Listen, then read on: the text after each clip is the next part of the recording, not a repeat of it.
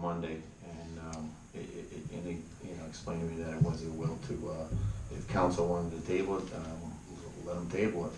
I just want to make sure that everybody understands, and some of the things that I was going to say have already been brought up. Starting January 1st, the meter rates are going up to $1.50. That means that starting January 1st, that if someone is working downtown, it's actually cheaper for them to take the chance of getting a $10 fine than paying 8 hours in a meter for $1.50 per hour. There's a $2 savings, and that's if they get the ticket. So it's leaving the parking authority with an issue that is probably going to become an issue to us, because the businesses who are expecting to have turnover in the meters, it's not going to happen.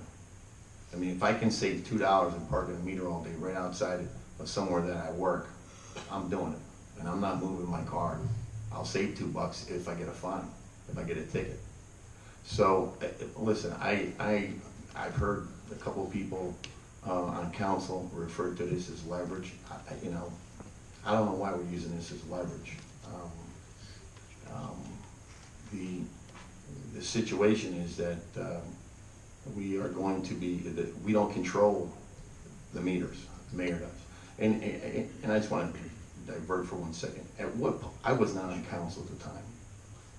And Mayor Donches, maybe you can help me out with it. When the parking authority was created, who came up with the rules that the mayor, and I know you weren't the mayor at the time, the mayor takes care of the meters, city council takes care of the fines. And it just seems like, and no offense, and I'm in support of you raising the meter rates to pay for the poultry garage. I'm 100% in favor of that.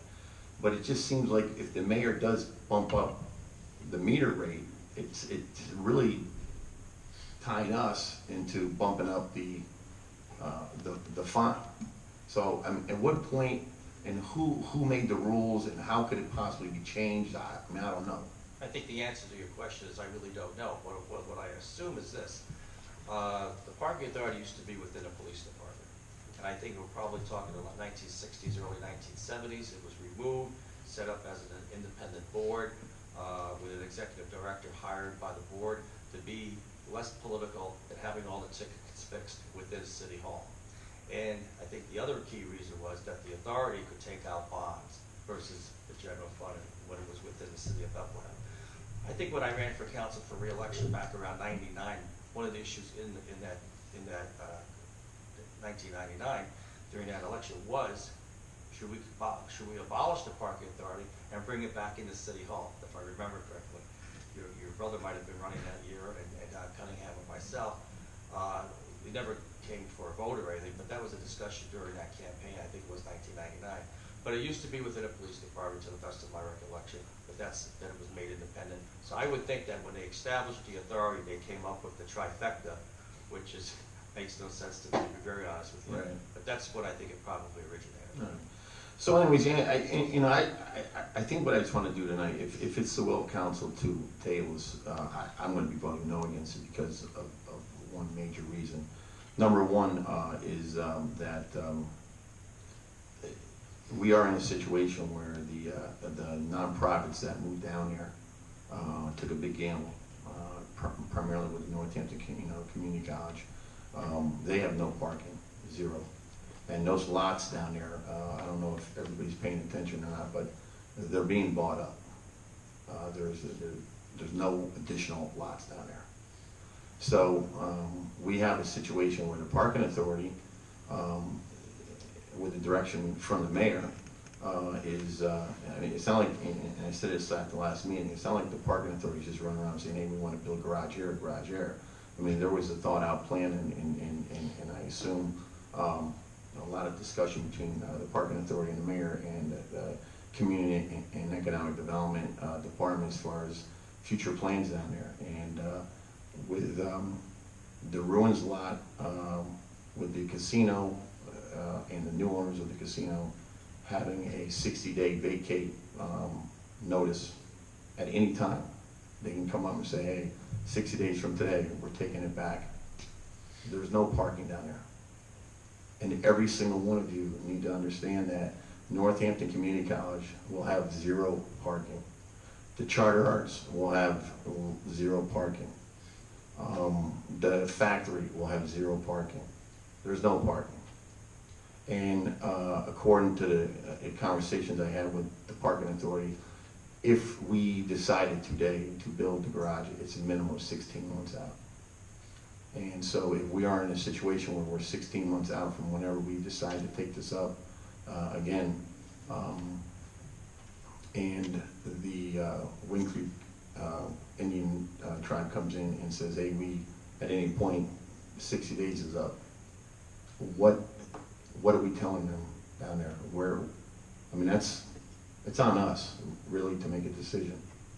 So, I think the administration at the Northampton Community College needs to come down here and explain their situation.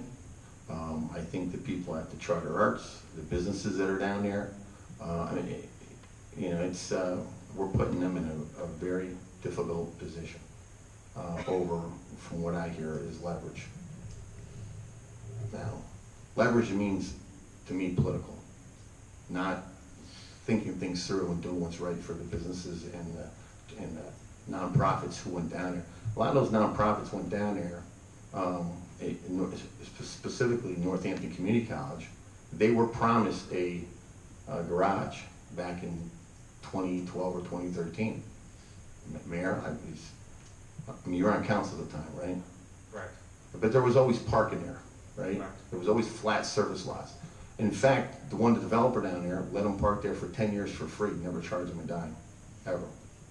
But the problem now is those things are being developed, and there's a major problem that's going to be coming up to us very soon. And by tabling this, I just think it's for a political reason. I mean, we don't really have a choice. We're talking about the fine. We're not talking about the garage right now. We're talking about the fine. That's what's in front of us. So we are basically telling everybody who parks downtown, don't follow the rules. Don't pay the meter if you're down there for a significant amount of time. Don't pay the meter, which then in turn is now going to cause the parking authority to have to hire more POs, parking officers. They don't have enough to right now, and it costs the parking authority an extremely larger amount of money to keep ticketing than people just doing what they're supposed to do and paying the meters. So that's what we're telling all the residents. If you park downtown, don't pay the meter. Just take the $10 ticket if you do get ticketed, and mail it in at the end of the month.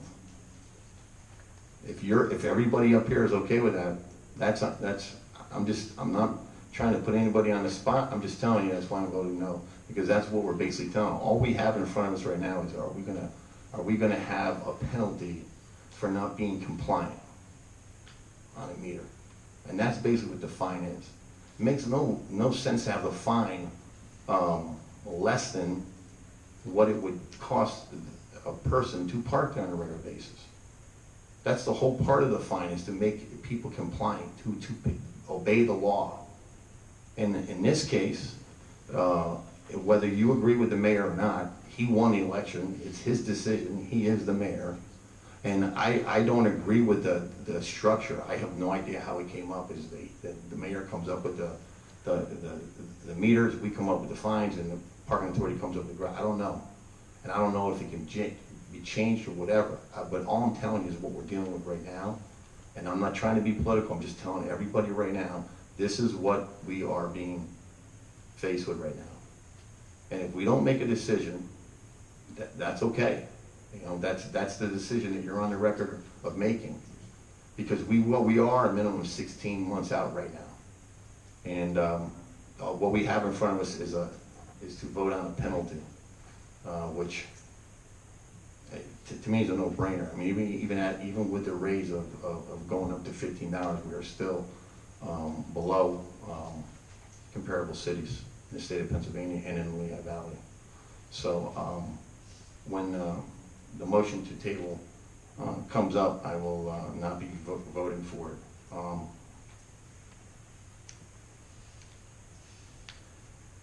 Just one last thing. I think the basic question that we have before us tonight is, do we support eventually a parking deck for Northampton Community College, the Charter Art School, the Factor, and the other nonprofits and other development projects on the south side?